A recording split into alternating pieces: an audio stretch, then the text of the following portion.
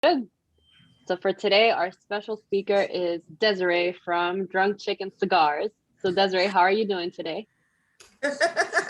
I'm doing well, thank you. How about yourself? Doing well. I remember I first heard about your brand because I was working on an app and people were talking about drunk chicken, and I'm like, what is that? I've never heard of this. And then I found your website, and I was never able to forget these cigars because of the unique name and packaging. So that's Yeah, really cute. The little drunk chicken and the hen, living the dream. thank you. The name does stick in your head. It's hard to get rid of. Yeah. I love it. And I actually wanted to ask you some more stuff about your brand today. My first question is actually your personal story. So I wanted to know, what is your personal story and what inspired you to join the tobacco industry? I joined by accident. So many people I ask, they always tell me I kind of stumbled in here, and I'm like, okay, interesting. Yeah, stumbled in here. I enjoyed smoking cigars, and my boyfriend and I, well, boyfriend at the time, now fiance, we smoked together. And when you're smoking two to three or four a day each, it becomes expensive habit.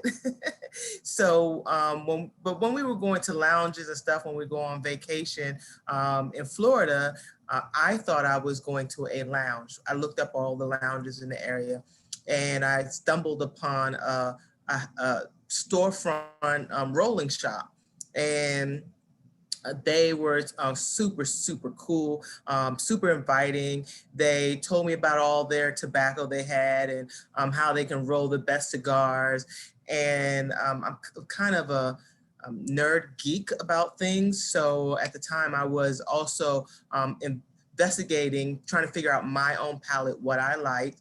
So I had this extensive spreadsheet with wrapper binder fills of all the cigars that I've smoked, and took little notes, so and looked at commonalities of the cigars I like to see what were the mixes.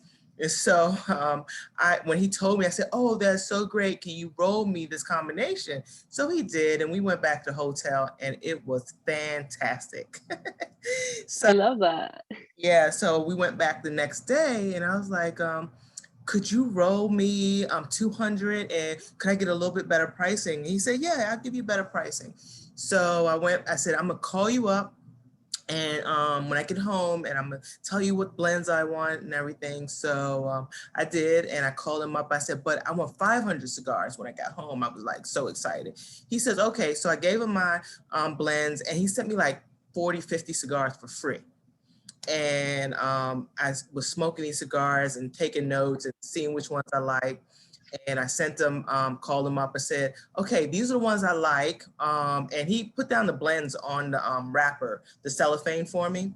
And so I said, and these are the ones were okay, but maybe could you do a little bit different on some of them? So he was like, I didn't charge you. I was like, look, I'll pay for them. You didn't have to give them to me. So he sent me about probably two or three more iterations of 40 or 50 cigars. And I came up with those five blends. But those five blends that we have now were just for me and my boyfriend. That was just not to sell or anything. It's just so that we have cheaper cigars. That we Wow. go to cigars. So we started to smoke the cigars. It was before the pandemic. We go to the lounges, and your friends are there. You socialize, and you hand them a cigar. Hey, try this out. It's one of my cigars. And they go, "Oh, I love these cigars. You should sell them." So I was like, okay, you hear so much. I had a friend who actually owned a lounge, and I gave it to him. I asked him, would he smoke it? And Bobby at Philion's in Maryland. So I have to give him a shout out, because if it wasn't for him, I probably wouldn't be doing this right now. Wow. Wow. Yeah, so he says absolutely, and he wanted to have it as his house cigar. I was like, hold up, if I'm going to do this, for as a business. So, and that's kind of how it started. He gave me some pointers on what I needed to do, like change the band. They were just little pictures on the band to begin with, and make it glossy. He said, "Come on, let's look in the humidor and see, what I people shop with their eyes. Let me show you." So I went home and designed the bands and started calling people, some lounges and stuff like that, and asking them who does their house bands. And I found a nice band company and started working with them, and kind of rest is history. That's amazing. That's like one of the coolest intro to the industry stories I've ever heard, Yeah, it, because you didn't even come in here like, hey, I'm working with this expert blender at this like well-known factory. You didn't buy your way in. It's just like, hey, I kind of got these cigars for myself. Didn't know that I would be requesting X amount and that they would turn out awesome and that all these people would be like, hey, sell this. And I love that you gave them a shout out, but you're like, oh, a shout out, but that's not your house blend. That's going to be my cigar. yeah, I mean, if it seriously, if it wasn't for him, helping me out, saying, "Yeah, I love it, and I will be your first customer," I would not be where I am. I actually took a trip a couple weeks later to Alabama for my 9 to 5, and went to a lounge there, a cigar room, and Don, he was absolutely amazing. And I gave him some sticks, and he said, "Oh, I love these sticks," and I would buy them too, but again, the same thing, change the band. So I already, 2 times people tell me to change the band. I need to change the band. And So that's cool. What band did you have on before? just a paper band with picture of my chickens. So it was nothing. I love that. My next question was actually going to be, how did the name Drunk Chicken come to be?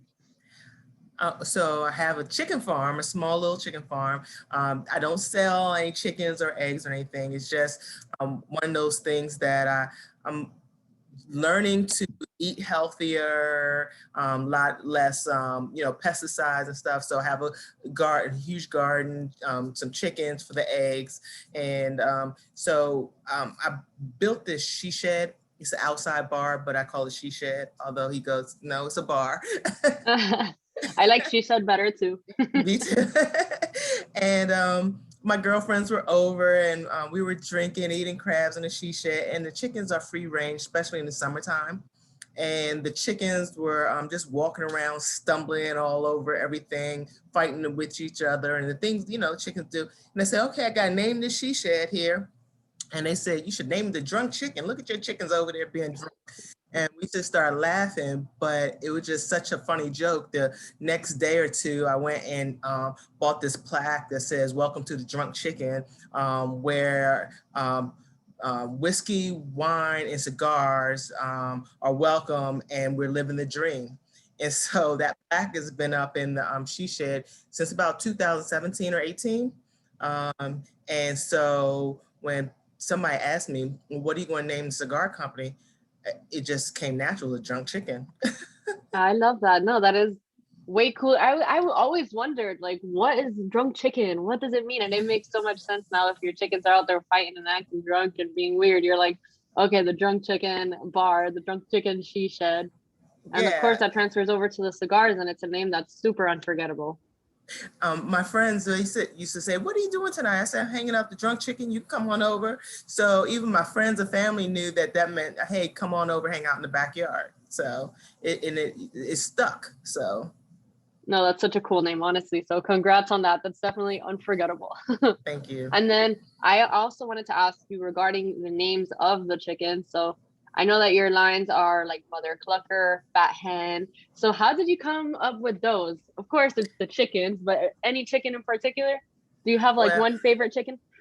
well, the fat hen is Big Shirley. I'll either call her Big Shirley or that fat hen. Look at that fat hen over there.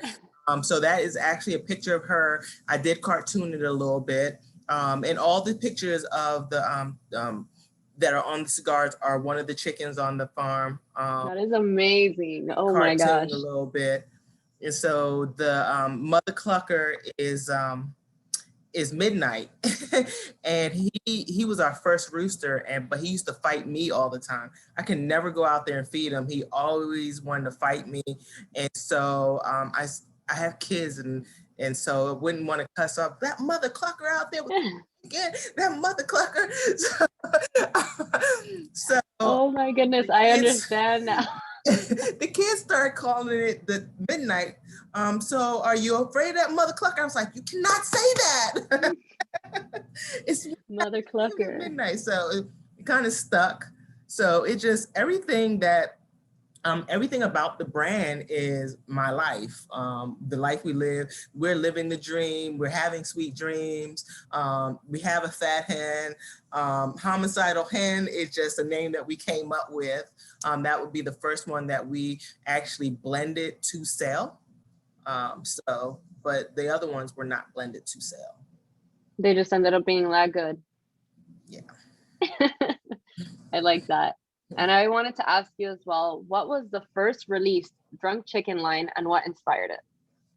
All 5 of them were released together At the same time? at Oh the my same gosh, time. Desiree. Yeah, I they love were that all. because it's such like an untraditional story and you're killing it. Like you're doing such a good job. So it's like, that's amazing. I did get advice from several shops to just release one, and but I had advice from another 2 shops that said if you only release one, you're only gonna have one face, and you're gonna get lost in the humidor. No one's gonna see you. They're gonna say AJ, Caldwell, and you're gonna be somewhere in the middle, and they're gonna skip right over you. So you have to have at least 3 to 5 facings on every shelf.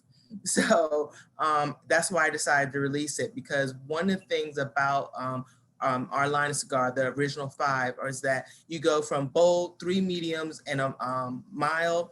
Every single one of them have a very distinct flavor profile. So we say any time of the day cigar for anybody. This is the cigar that just about anybody can find something that they like about it. I like that. And of course, since you released all the blends, everybody can pick. It's not like they have to wait around or ask you when are you going to tweak this or that. So you said that you came to Florida to a lounge, correct? And that's where you started you met the roller.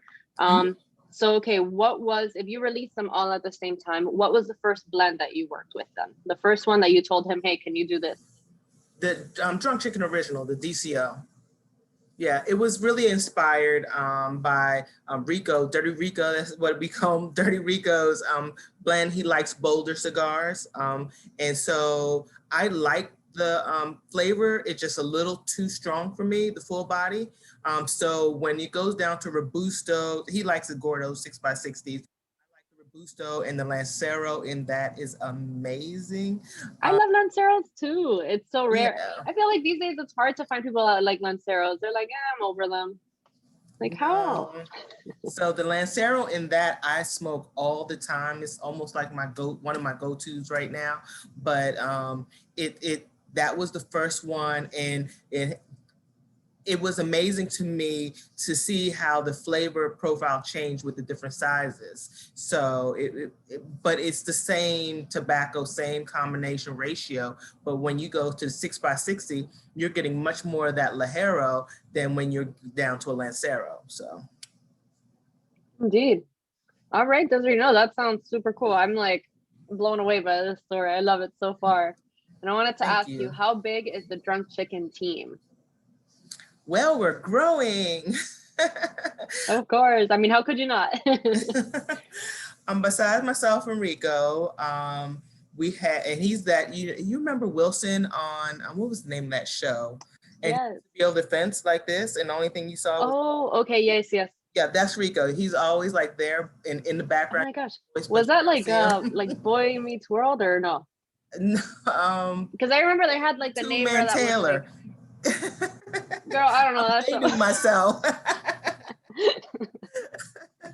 Yeah, one of those older ones where the guys in the background, they never show their face. That always around, but never in the background, in my ear talking, but you never see his face. Besides myself and Rico, we have our first ambassador, Eric Story. And we picked up a new one last week, Armando, and I'm going to screw up his last name. I'm not even going, Armando G, because I'm not even going to attempt to say it. So no, don't worry. But congratulations, you got 2 brand ambassadors. Yes, 2 brand ambassadors. You'll start seeing more about him. He actually just created his Instagram page yesterday. And so we started tagging him this morning. So we're looking forward and welcoming him to the team. So he's an amazing person. So. Yeah, big welcome to Armando. Yeah.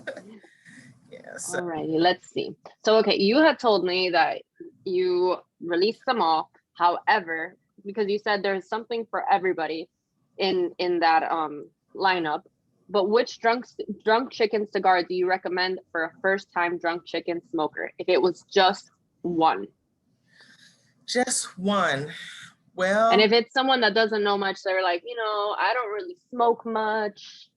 What should I try? so it depends. If they're not really smoking much, the first question I would ask them is, when you do smoke, do you like it with a flavor attached to it? And, or you just, you don't like flavors. So if they want a flavored cigar, I would definitely do the Sweet Dream because of the strong cocoa, vanilla, maple syrup flavors that it has. But if they say, no, I don't like the sweet ones, they really upset my stomach or whatever it is, I would introduce them to Living the Dream because of that Dominican tobacco is really smooth, light, and great smoke.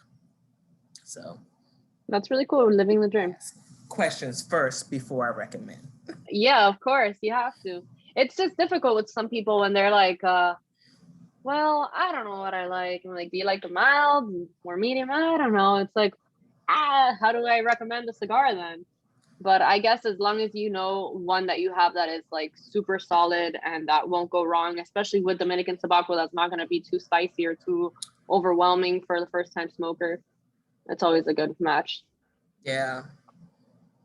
Well, okay, I wanted to ask you as well, what has your experience been like being non-Hispanic in this industry?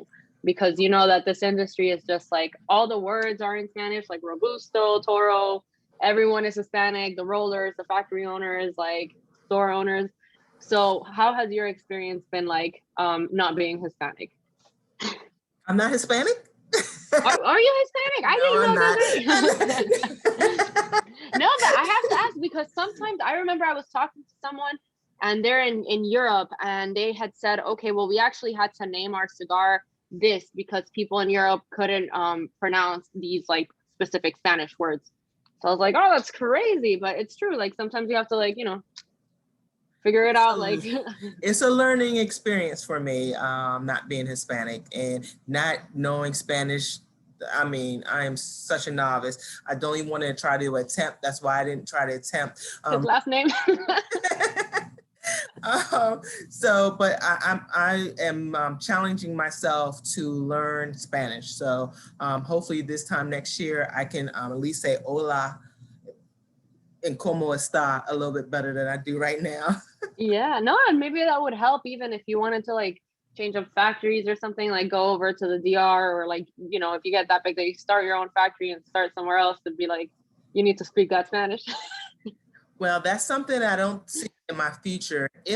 What my goal is to have my own factory, but I do want to have it here in the U.S. Like it is now. So I know that the cost may be a little different, a little bit more expensive for us Yeah.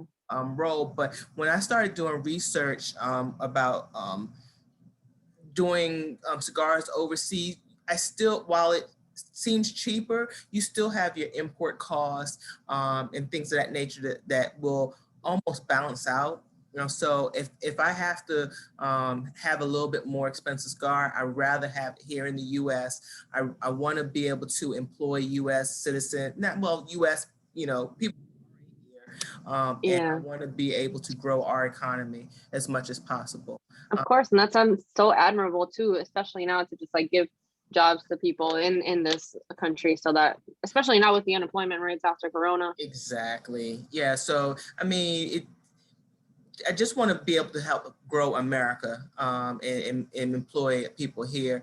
But you never know because I have been researching. I want to make sure that I keep quality cigars.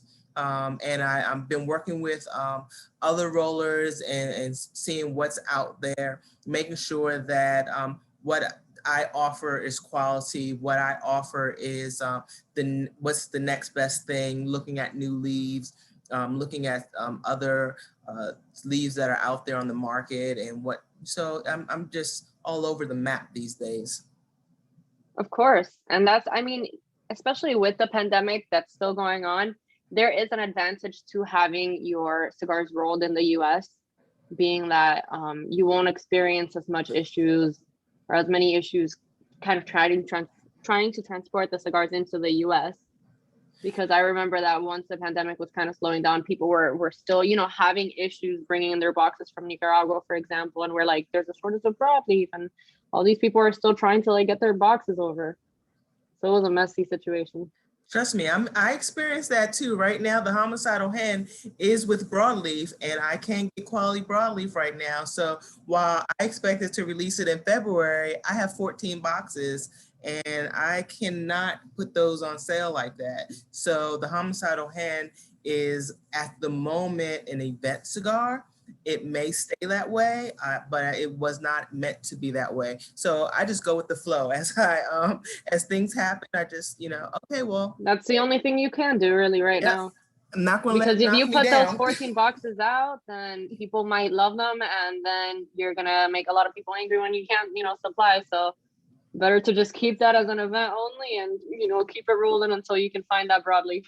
Exactly. Well, we every week we're told that we're going to get some more. Every week we're told that it's coming. So when it does come, we already know that we're going to roll those first. Those are going to be our immediate need, the first priority. And so as soon as they come, and I still may keep it as an event cigar because right now, I don't want to, if I'm unable to get more broadleaf after this, I don't want to have a supply and demand issue. Of course, because then that would set you back and all that. Yeah. You're better off with the event only. That's a very, very smart decision, actually. Yeah. So Let me see. I know that. Okay, so you are a veteran, correct? no, I am. No? No, my partner Rico is a veteran. Oh, no Yeah. wonder, because I had read that on your website. And I was like, wait, is that why she's saying, you know, you want to keep making them here in America? I'm like, I'm connecting some things here, because my next question to you was, how does it feel to be one of the only minority owned, women owned, veteran owned cigar businesses out there? And what Yeah. can you say to inspire other minority and women owned businesses? Be flexible. Don't let things, if something feels like it's standing in your way and you're trying to go in a straight line, go around. Don't let the industry standard be your standard. Nothing about the industry standard is what I reflect. So, and just keep your head up, stay positive, and like with the broadleaf, okay, I expected to release it. It's not happening. Do something different. So Be just flexible, go with the flow. go with the flow, and the positive attitude goes a long way. I have my bad days, but the positive attitude really goes a long way. Of course. And I think, especially being a woman in the industry, I mean, I don't have my own brand, but still working there, I feel like sometimes there's a lot of days where you just feel very discouraged because people might undermine you and they might think you don't know what you're talking about. And especially you right now that you have your own brand and that it's doing so well. You're like, what do you mean? I used to smoke 4 to 5 cigars a day, just like you. I got to find out what blends work. I have my own cigars. I know what I'm talking about. And there will be people that might just speak to Rico instead. And you're like, what? Talk to me. Oh, it happens all the time. And he just looks at him and points and says, Yep. talk to her. But yeah, it happens all the time. And it doesn't bother me because at the end of the day, you still have to come talk to me. Yep. Go talk to him. And so, and it's a learning experience. You know, it is kind of rewarding when someone's like, wow, you really do know your stuff. You're like, aha, you didn't think I did, but I do. Okay, so then your tips are to be flexible, and especially that's a good one. And what about another tip for growing your cigar brand and your following? um, for me, quality matters. So yes, I did have issues when we first started with some things. And when I was presented with the issues, I made sure that I took note in not only make sure that my customers were satisfied, figure out how to satisfy the customer, but also relaying that back, having meetings with the rollers, having meetings with what's going on and why is this happening? How can we do better? And so we had to make some adjustments on as we move forward. So anything that when you're doing it, put yourself out there, for the criticism and be able to make adjustments when you need to. So that flexibility really matters. Flexibility and having a good attitude, going, that's what really goes the extra miles. Yeah, going the extra mile, hearing what people have to say and making sure that you are able to hear the criticism without like trying to lash out or making you like somebody's trying to make you feel bad. Take it and learn from it and grow. Yeah, just like, for example, when they told you to change the band, you weren't going to be like, why? I like this one. You're like, nope, I'm just going to change it because if two people have already told me, then I don't want a third person to tell me. Here we go. Yeah, and that helped actually grow the company because the gentleman, right, people go in the humidor, the eye-catching things is what they stop and they look at, they read, they are interested in. Without that, then half of the people, more than half of people would just walk right past it. So, to take the information, The leap of faith, absorb it and go from there. Yeah, of course. And kind of like, it is true, like Drunk Chicken is so unforgettable, and just, you need to have, especially as a new brand, something, a cool name, a cool band, something to stand out, because so many smokers these days will go to a humidor and they're just going to pick out the same names that they've heard over and over and over and over again. And it's like, hey, please try something new. Here's this. But some names maybe aren't as eye-catching, or the bands as well. So you have to take those risks for sure. Yeah, you do. And that's a good point. You have to be able to take risk. So yeah, take risk when you're out there, put yourself out there. And network, of course. Of course, yes, network, lots of networking. Could not do it without the teaming arrangements that we put forth. While I'm telling you, the Drunk Chicken Cigar team is Eric and Armando, but there's definitely somebody that does our Instagram now. Josh, he does it, and we have teaming arrangements out there. So everything is a group effort. I like that. And it is growing. A bigger group. So what, other than a bigger group, a bigger Drunk Chicken group, what else do you hope to see more of in 2021 in the industry? I would like to see more females. I would like to see more minorities.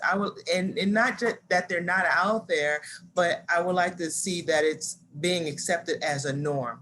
That, it's not when I come in there, oh, are you the rep? Oh no, you're like, I'm the owner.